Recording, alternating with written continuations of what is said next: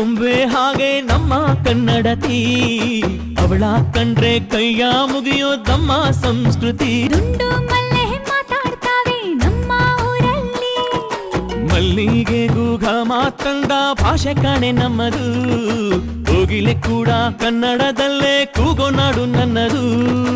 ತಂಪು ಗಾಳಿ ಮನೆ ಮಾಡೈತೆ ನಮ್ಮ ಊರಲ್ಲಿ, ಇಲ್ಲಿ ಬೀಸೋ ಗಾಳಿಯಲ್ಲಿ ಪ್ರೀತಿಗಿಲ್ಲ ಕೊರತೆ, ತಂಗಾಣಿಲು ಕನ್ನಡದ ಡಿಂಡಿಮವೆ ಕೇಳುತ್ತೆ.